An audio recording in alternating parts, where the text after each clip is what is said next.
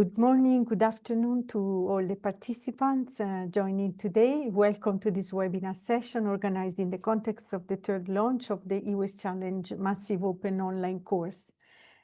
This session will focus on key factors necessary to develop sustainable and inclusive e-waste recycling businesses in developing countries and on best practices and worst practices to be avoided. My name is Francesca Ceni and I will facilitate this session on behalf of the WRF Secretariat, as well as providing a brief introduction to the 2025 version of the e-waste challenge MOOC.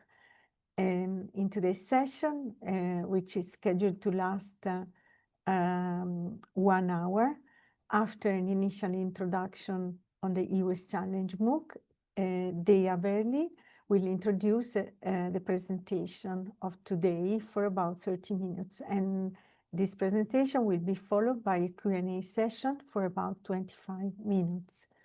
The presentation and the recording will be posted on the webpage of the webinar sessions on the webinar pages of the Basel Convention. It is now my pleasure to present the learning path and the courses which are included in the e-waste challenge MOOC. Just a second, I share my presentation.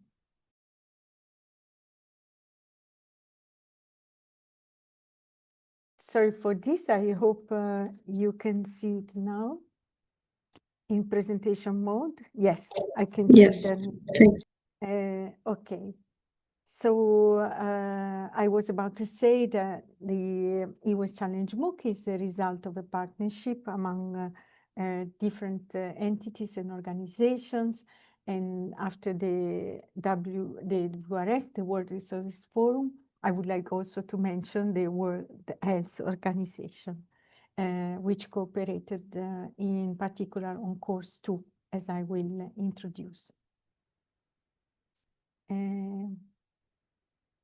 The course is hosted on the Future Learn platform, and it includes 5 courses which define a learning path from the introduction to e-waste and children health, developed with the World Health Organization, to reducing e-waste by design, standards and policies, and to the course of today, which key content will be presented today on inclusive and sustainable e-waste recycling.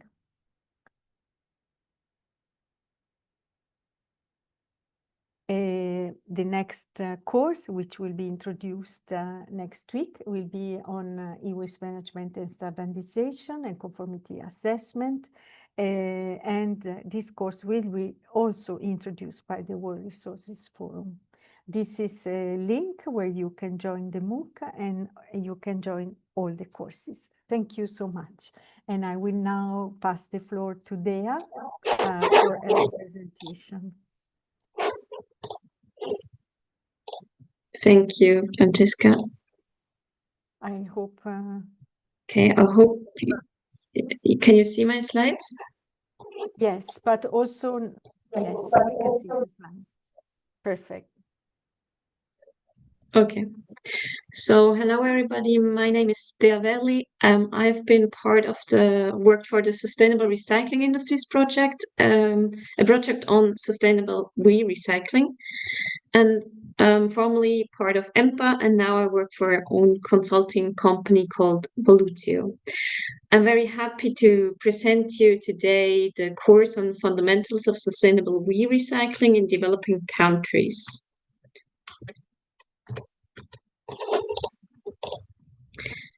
So the content of today's introduction will be to give you a bit of a content about the course, the introduction to the course, what does it mean, environmental sound management of and what is the current status of recycling in developing countries. I will also give you a brief overview of the ISO standard 59014, which provides a framework for recycling with social inclusion. First of all, let us look a bit on the context. So if you look at this graphic here, you see on the vertical axis the e-waste in billion kilograms. And on the vertical axis, the timeline. And you can see that the e-waste that is placed, the electronics that are placed on the market, they are predicted to reach 120 billion kilograms in 2030. And the e-waste generated is predicted to be 82 billion of kilograms. And then you can see the kind of Turkish colored line, which is at 13.8 in 2002, approximately. And you see, you can probably you will ask yourself, okay, why are these gaps there between the different colored lines?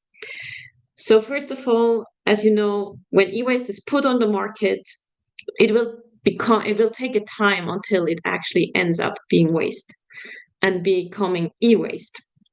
And then that's the first gap between the pink line and the black line. And then the next one, if you think of e-waste is generated, but then how is it actually managed? It's a large part of that e-waste is being managed by the so-called informal sector, or it does not even end up in the proper waste stream. It's being dumped or disposed of, or it just ends up being stockpiled in your drawer, for example. So are some explanations to the gap between the Turkish and the black line. And that's a bit of what we are discussing and looking today. How can we make sure that this waste that is generated is being sustainably managed? So for you to know and to get the overall understanding, e-waste is currently one of the fastest growing waste types. And it's very complex. As you can imagine, in your phone, in your cell phone that you carry with you, you find so many different elements. It's half of the periodic table.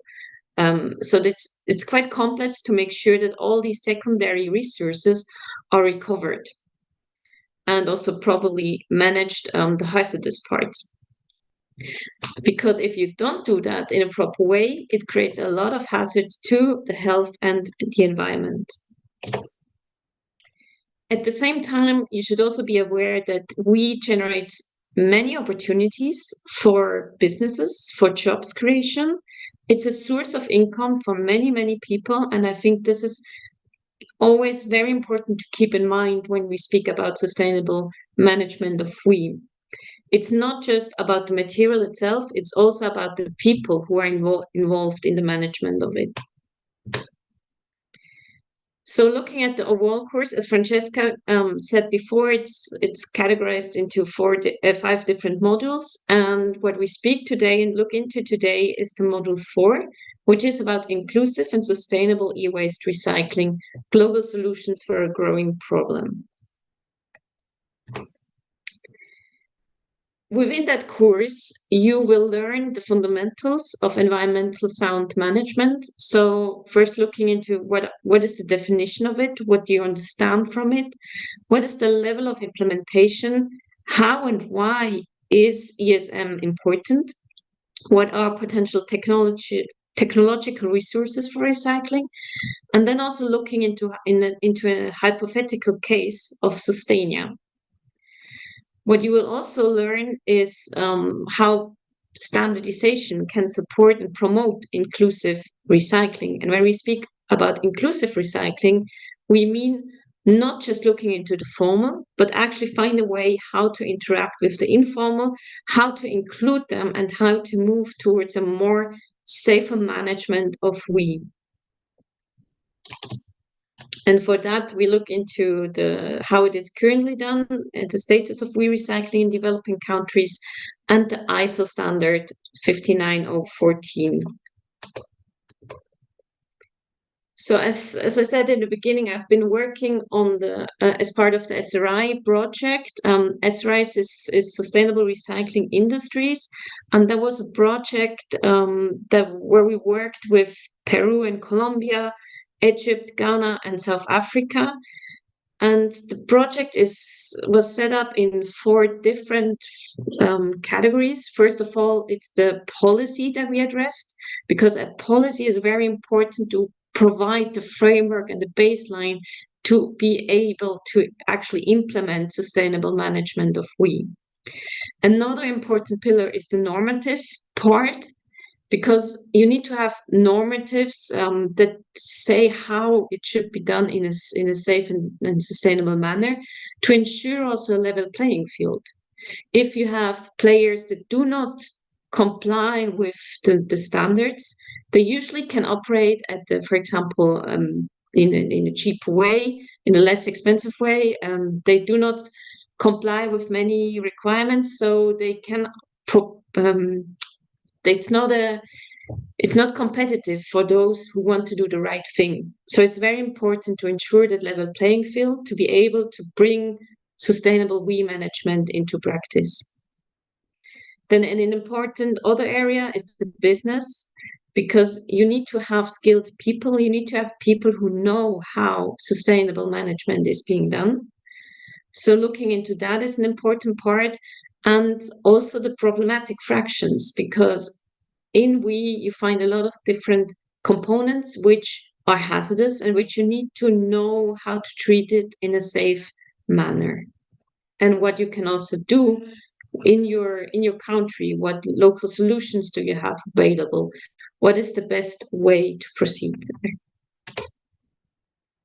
So speaking about sound management of WE, what is it actually? So the Basel Convention defines it as taking all practical measures to ensure that hazardous or other wastes are managed in a manner that protects human health and the environment against adverse effects that may result from such waste. So it involves stakeholders from various sectors, from industry, government, academia, and others who need to come together and agree on common objectives. And only then they can generate a strategic framework that supports the sound management of WE. So it's important that it govern all waste management operations, that it addresses the health and safety of the public and workers, that it also makes sure it protects the environment and addresses waste movements in accordance with applicable international and regional agreements. So speaking about the sound management, you can think of this kind of baseline framework. So you have different levels. You have the international level where you address transboundary movements of waste, for example, international cooperation. Then you have the regional framework baseline where you have certain policies and standards that need to be addressed, regional cooperations. Then you have the national level with your national policies and rules that needs to be coherent. And on the facility level, you also need to have policies such as operational policies, data policies, and so on. And all of these different levels, they need to interact and be coherent with each other to make a good framework to provide the groundwork for sustainable management. And throughout, you have technology innovation, you have standards that apply and support these framework conditions to make sustainable WE management possible. Some key principles of ESM. I'm sure most of you have seen some similar hierarchy level, like here in the pictures. It's the waste hierarchy, because what is always important when we speak about WE management is actually to take a step back and also think, can it even be prevented? Or then before going into recycling, can it be reused?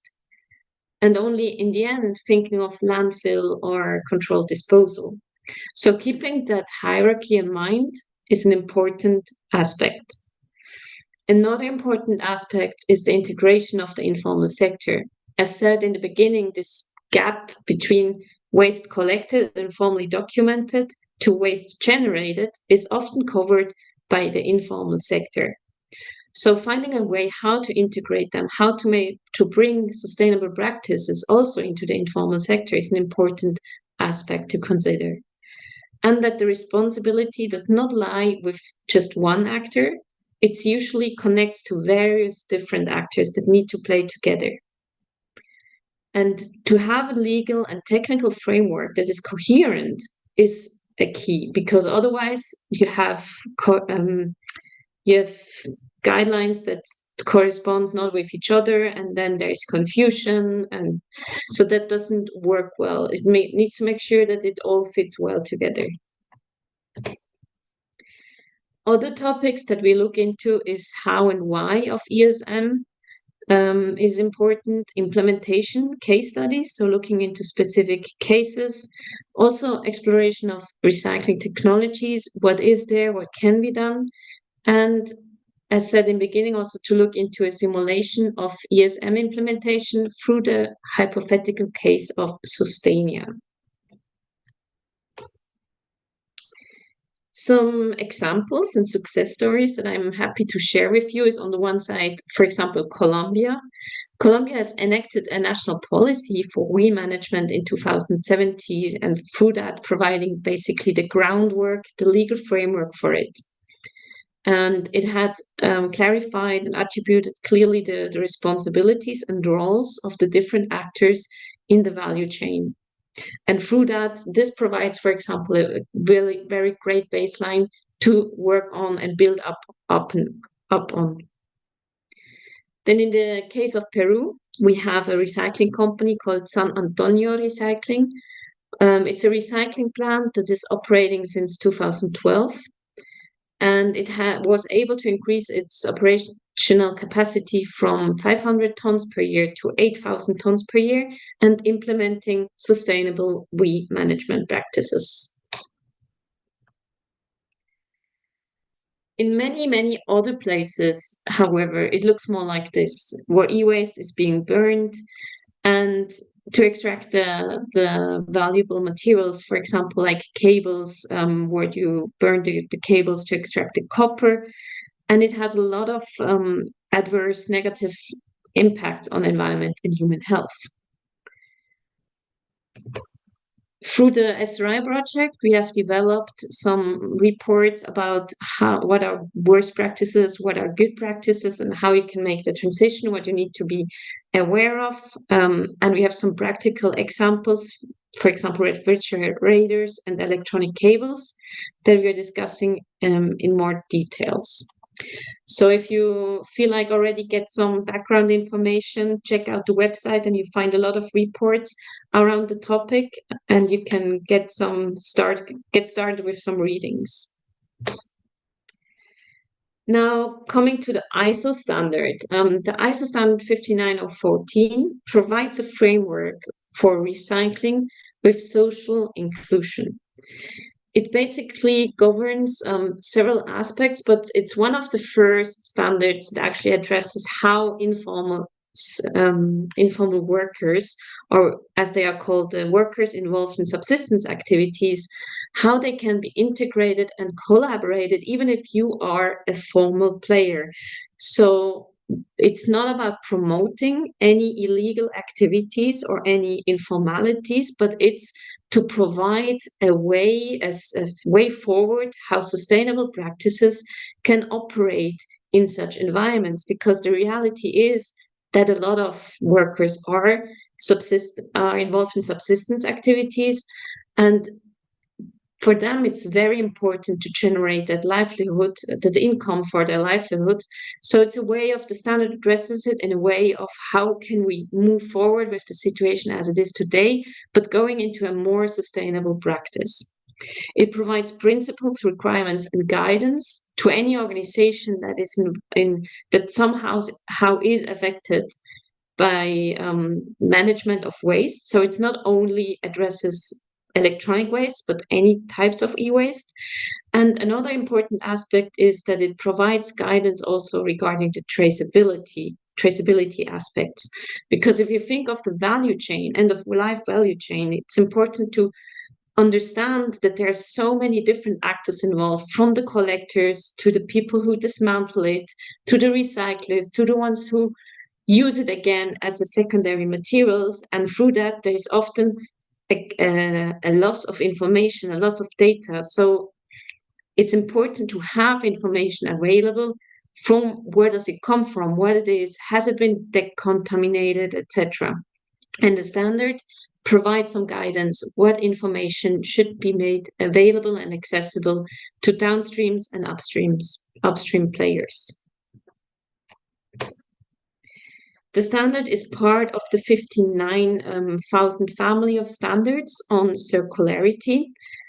And there included in that are several other guidelines, but this one is really targeted towards the traceability and secondary material recovery. It is based on principles. You have the social principles in pink, which means or explains also your responsibility towards stakeholders that are involved in livelihood activities, as I explained before. Also, your responsibilities in regards to the whole value chain, that you should have, or that you shall have respect for stakeholders' interests, and your responsibility to provide safe and healthy and equitable working conditions. You have principles that relate to environment, the blue ones that are the environmental protection principles and the resource conservation principles, as well as cross-cutting principles, which is the life cycle perspective and facilitating the circular flow of resources using secondary materials.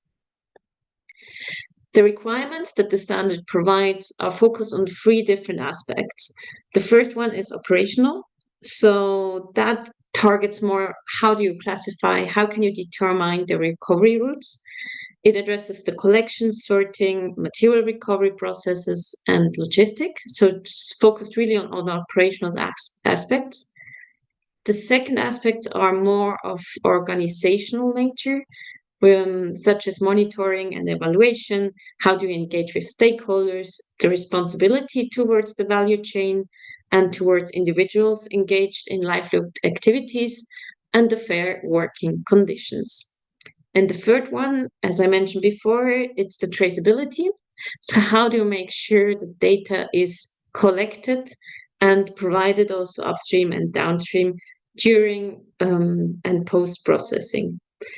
Such as, for example, the data also on decontamination, so that your downstream players, they know which decontamination activities you have done, for example, or if you receive materials, you also know, has that been already depolluted or not? An important aspect is the communication, so it also provides some guidance about how to communicate which aspects and where. The baseline basically is here, right? So this is the framework. The blue colored part is what is within the standard, where the standard provides guidance, and the rest is outside. So it's important that the standards is targeted towards material recovery. It is not directly targeted to product and component recovery. However, it is important to understand that even if something is being collected and classified and sorted, there's always the possibility that it is classified and sorted towards going for preparing for product and component recovery. Because if you think of the hierarchy again, it's important to have this option that you can use a component again, for example, and you don't need to go into a destructive process. So this is basically the framework. It starts with the stocks of recoverable resources that get collected, that get classified and sorted, and then prepared for either product and component recovery, which would be outside the frame, or going for material recovery. And these then go through a destructive process where possible, and basically end up either as being secondary materials that can be used as a feedstock for new materials and products, or they're non-recoverable, which end up in energy recovery or proper disposal, which again, once they go out, it's out of scope, then you need to look into other standards. If you want to know more about how this standard is being applied in real cases, we did some case studies in 5 countries. One of them is the implementation of the standard at EcoWork in India. And we also did a comparison of the ISO standard with other recycling standards. You find these documents, these reports on the Sustainable Recycling website. So just put in the keyword ISO 59014, and you will see the different reports to this topic. With that, I conclude here of the short introduction to the course, and I'm happy to answer any questions you might have or any other inputs. Thank you very much.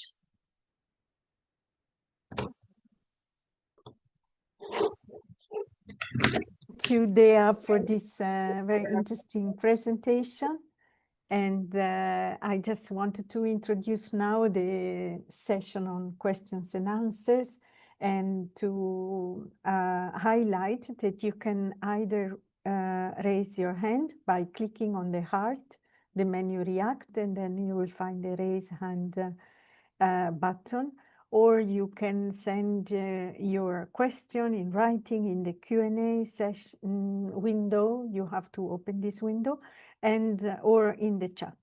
So you can choose your preferred way or options.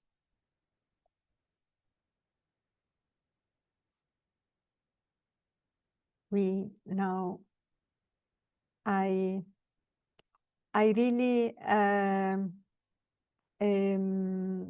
exhort you to take advantage of the presence of Dea today, because of her great experience in developing countries, in working also with the informal sector, and in testing this very, very important standard that she introduced in the last slides. This standard is a great example on how traceability of metals from secondary extraction can be built through the reverse value chain, and it will be critical and very instrumental for any agreements or any action on key metals and minerals which are needed for the energy and digital transitions, I think. So while you think of I see there's a first question in the chat. Yes, we have received a question from Inga Guroskien. I hope I pronounced it correctly. Do you indicate any specific differences when applying standard in developing or developed countries, for example, the EU?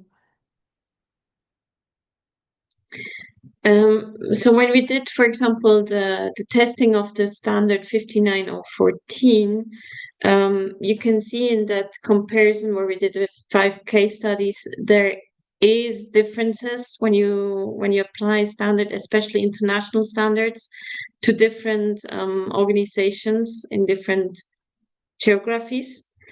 One important aspect that we recognized is this informal sector inclusion, where in developing countries it's much more relevant than, for example, it was here in Switzerland, where there are a lot of regulations already implemented and in place, and the informal sector, I would say, it does not exist at all, but it's not that prominent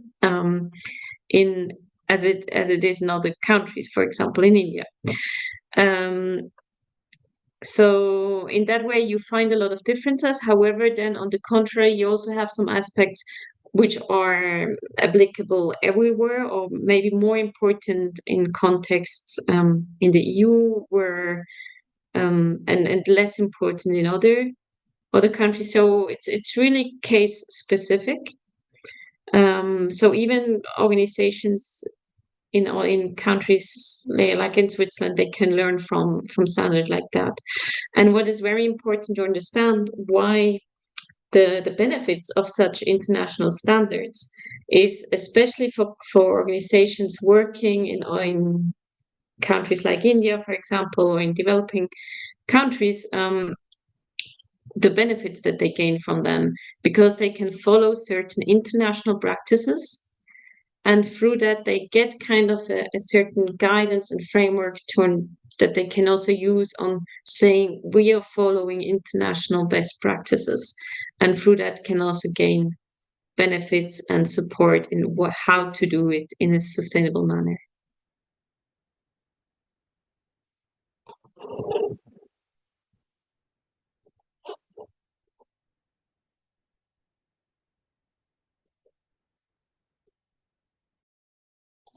You're muted, Francesca. I'm still muted. So thank you for this answer. And unless there is a follow-up question, I would answer quickly to the question of Nadlen. Would there be a certificate upon completion? Yes. Upon completion of the course, there will be a certificate each, and every course upon completion will provide a certificate to the participant. And those who will complete all the courses will also receive an overall certificate. And with this, I now go to the next question of Ilse Zimei. What kind of feedback did you get so far from the informal sector on this ISO standard? Dea?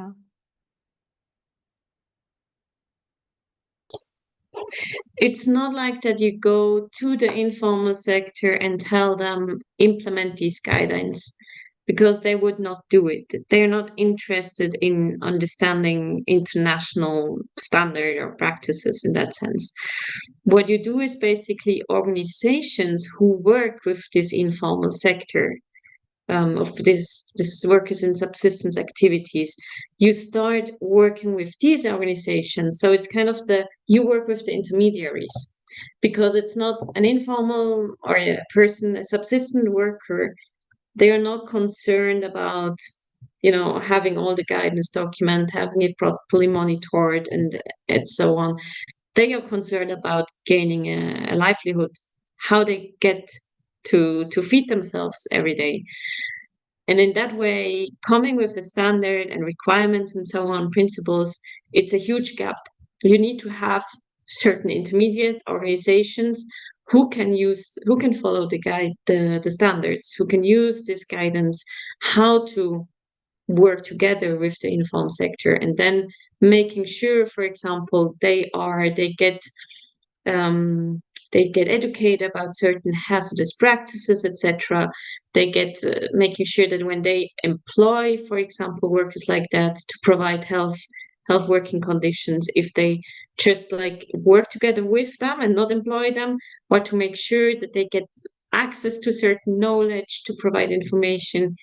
And so having a stepwise approach, how you can support them becoming more formal, becoming more implementing better practices, but it's not directly that the subsistence activities workers are applying the standards themselves.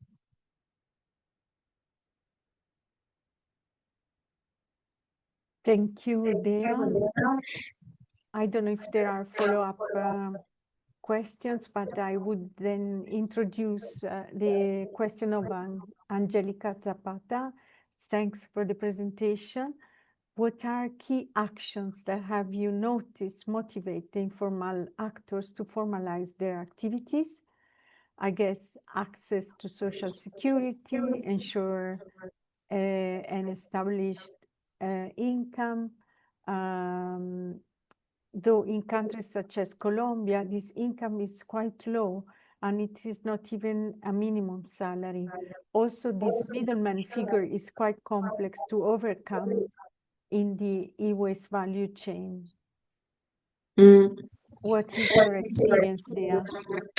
So maybe just as a background information, I have quite some experience working in India with the informal sector, and I know it's not everywhere the same structure.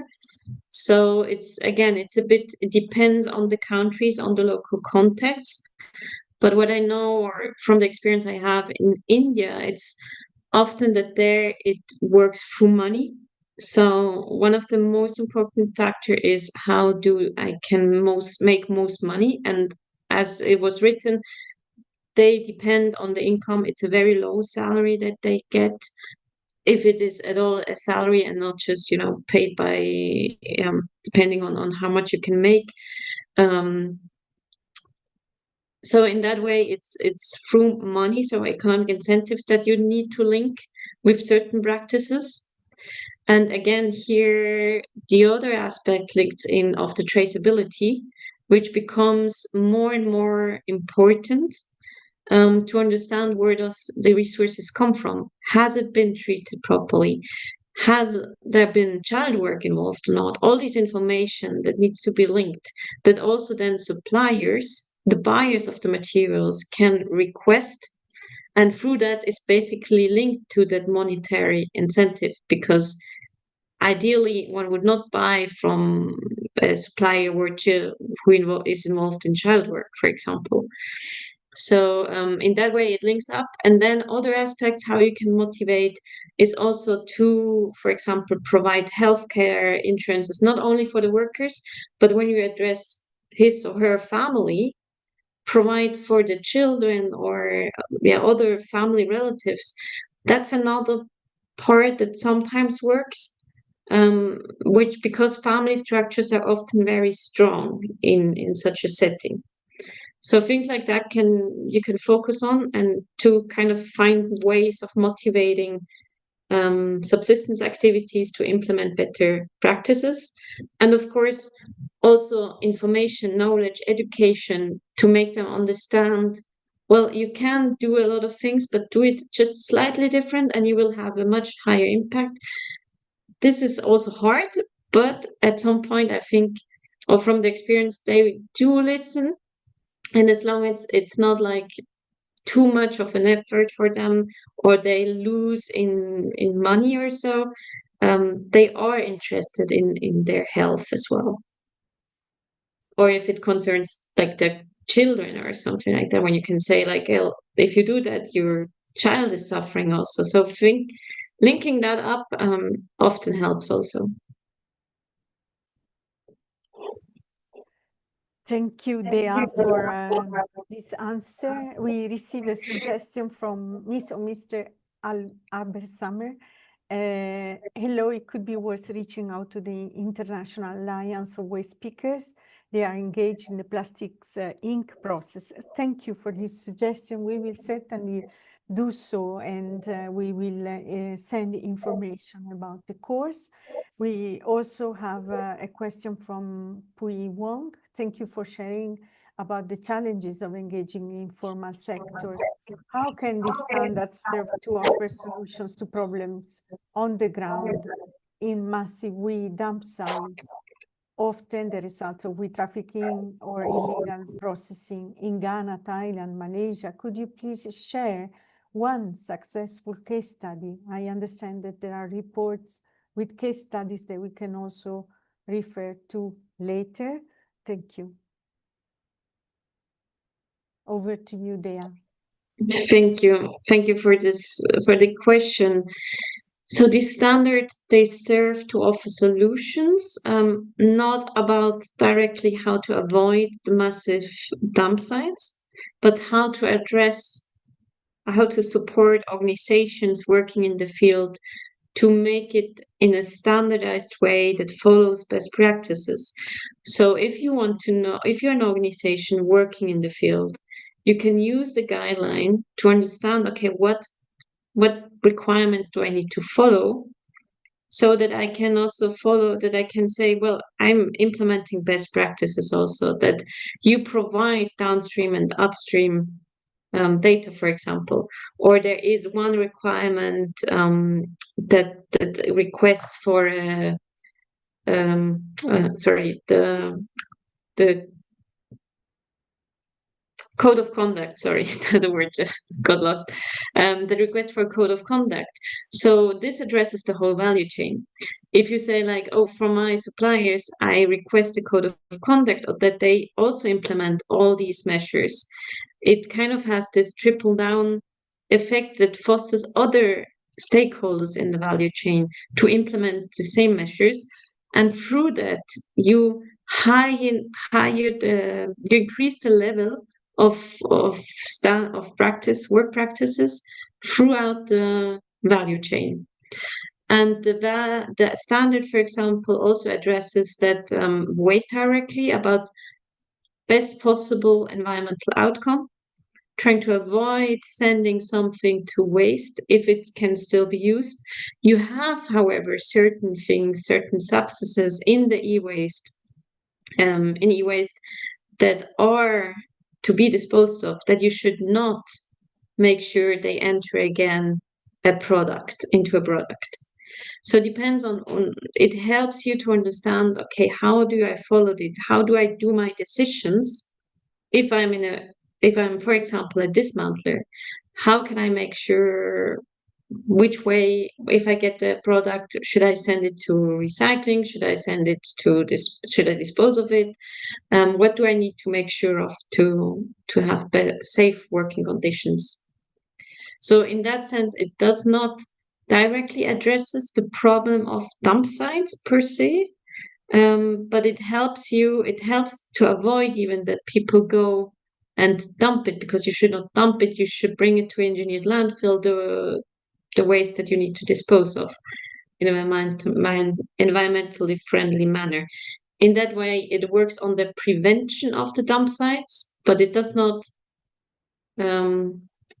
takes away the dump sites that are already there. And the case studies, you can find them on the website.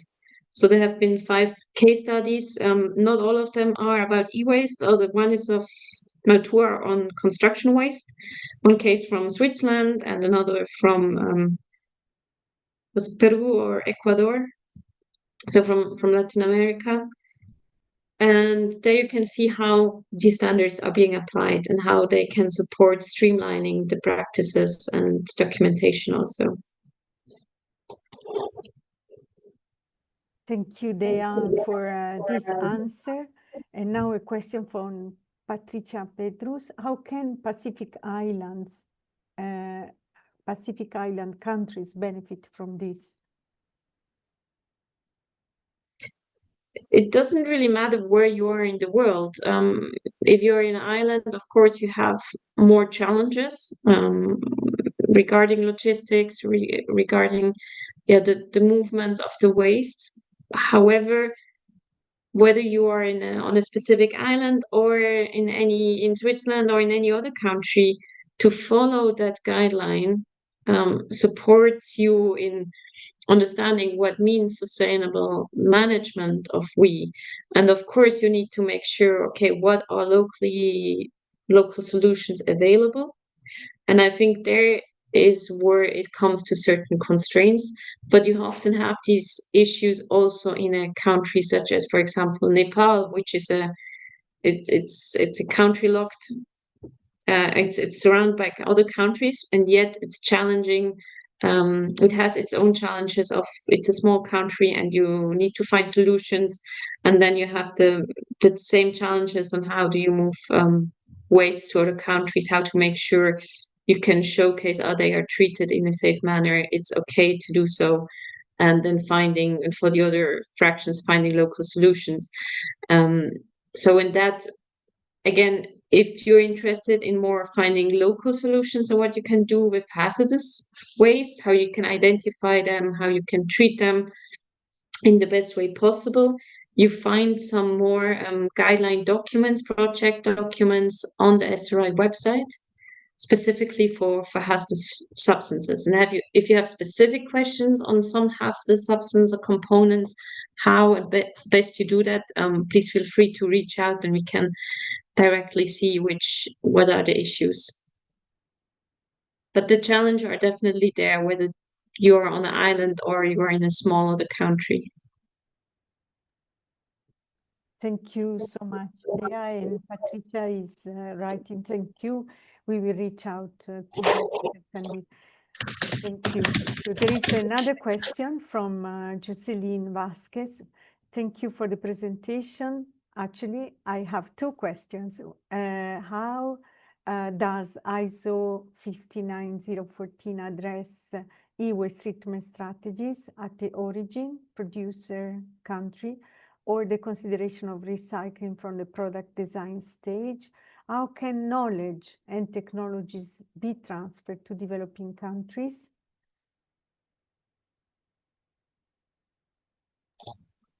Thank you for that question. So again, the ISO standard 59014, it focuses at the recovery of secondary material. So it's really, if you remember that system framework that I showed, it's at the point of when something becomes waste. Until it goes into material recovery or component product recovery or disposal. So it's that part where what it addresses. If you're going into strategies for at the origin, the product, the design for recycling, etc., then you need to consider different standards. And there are different policies also, there are standards in that way. So yeah, but it's not ISO 59014 that tackles these issues directly. And to your second question, how can knowledge and technologies be transferred? There are various opportunities, be that train the trainer, for example. There are many different reports and knowledge out there. There are projects such as the SRI project, where, like in that project, we always had local teams because even there's a mix of knowledge around that you need to be aware of. The local knowledge, how the people are, how the culture is, how that environment function, that it's not a knowledge that is a very critical knowledge. And then you have the technical knowledge, how to deal with certain fractions, for example. And it's kind of the knowledge of both that you need to combine. So working together with local actors is always very critical, and having kind of that system where you can learn from each other's, how other countries are doing that, is very critical as well. So look into neighbor countries, for example, because there are a lot of great examples out there. And so I think knowledge sharing is important. And then you have courses like this MOOC here, where it specifically addresses certain issues. It's also about knowledge sharing. It's about distribution of knowledge, about learning from each other. And these are some of the aspects how knowledge and technologies can be transferred.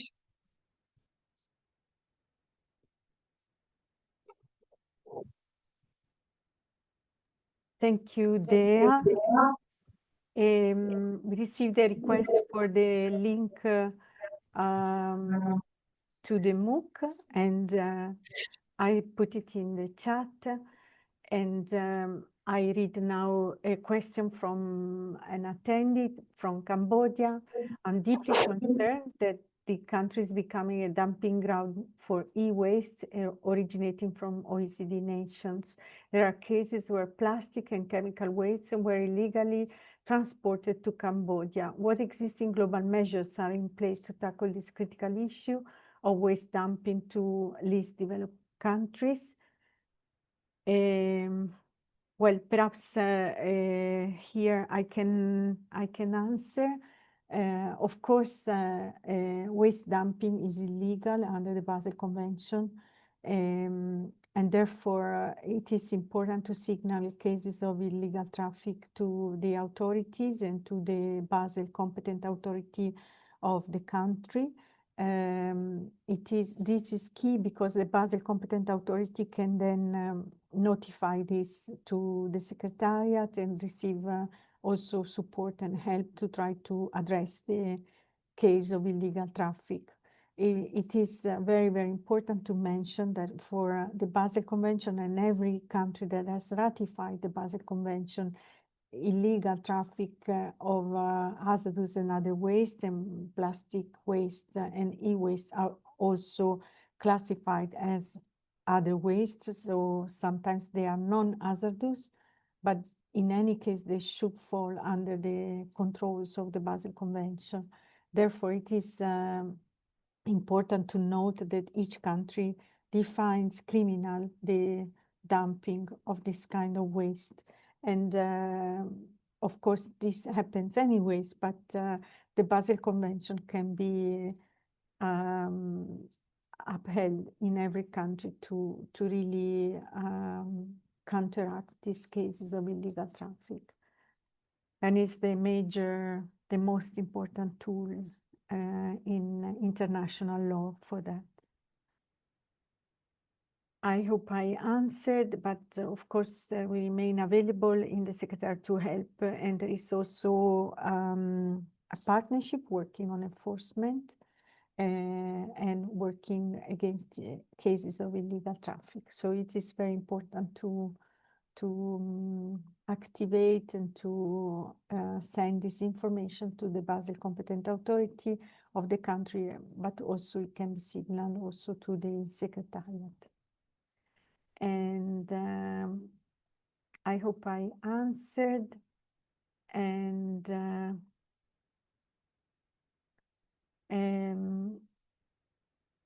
I don't see, I see also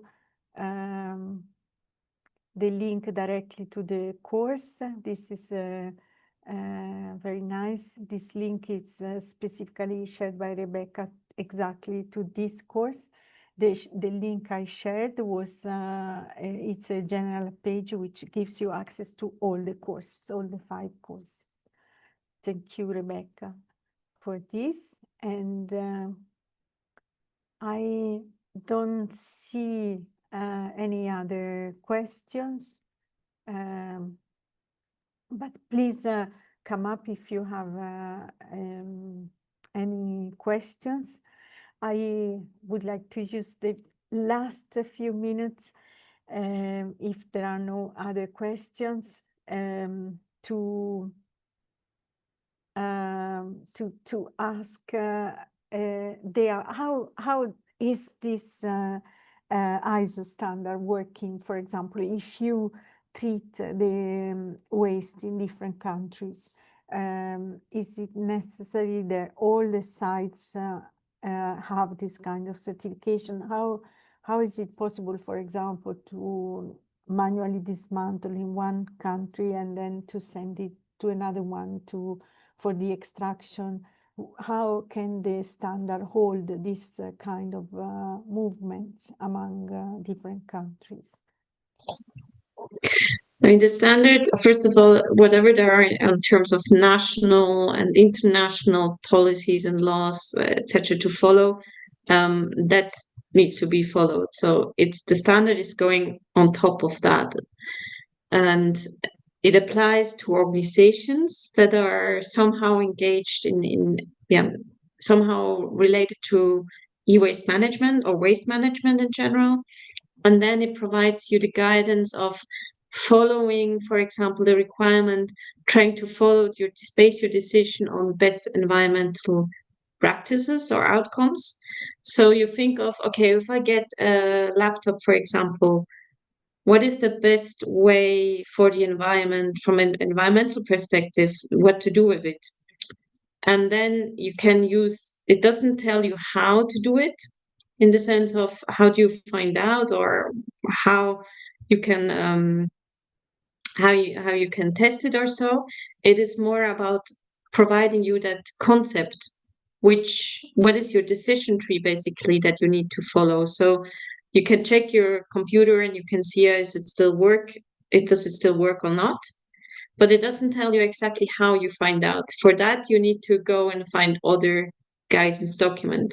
So the standard, it provides you the concept, the overarching concept on how do you make sure that what you need to consider in terms of environmental best outcome and social outcomes, etc. But it's not here to tell you specifically how to do it, because again, it's an international standard and it should be applicable in all different countries and different organizations for all different waste streams. And with that, when we build up that standard, we noticed also you cannot go in too many details because it needs to be applicable for the various contexts. And if you then it should help you to understand which questions do I need to be able to answer. And then if I can answer that question with yes or no, which one do I need to follow? So in that way, it helps you, or it supports you, it guides you what to do and what you need to make sure you have in place, what you need to make sure data collected, etc., to hand to your upstream or downstream players. And so if you're an organization having different facilities through different countries, again, it just helps you to ask yourself the right questions, to follow the best practices and the standard, the guidance, to make sure you have that implemented at all your locations, or you start at one location and then slowly expand to the next. So in that way, it helps you, if that answered your questions. Yes, thank you very much. It seems that it is necessary in every site. So it is necessary to really have the complete certification of the values chain. Thank you. Thank you for this answer. And I don't see any other questions. Also, our time is over. So I would like to take this opportunity to thank very much Dea for this presentation and for having shared her experience. I wanted to thank all the participants and also Artem, who helped us today in this session. I would like to share the next webinar session of this series in English. Will take place on Thursday, 27 November at 10 a.m. and it will focus on e-waste management and conformity assessment. And it's very linked to the presentation of a standard. So how you assess the conformity to any standards, but also this standard. And this session will also be introduced by the World Resources Forum. I also would like to share that the session of today will be repeated in Spanish this afternoon at 3 p.m. CET. Thank you again to all the participants, to Dea and Artem. We'll now close the meeting, and I also would like to repeat that we will share the presentation and the recording with all of you. Thank you. Thank you, everybody. Thank you, Francesca. Thank you. Bye-bye.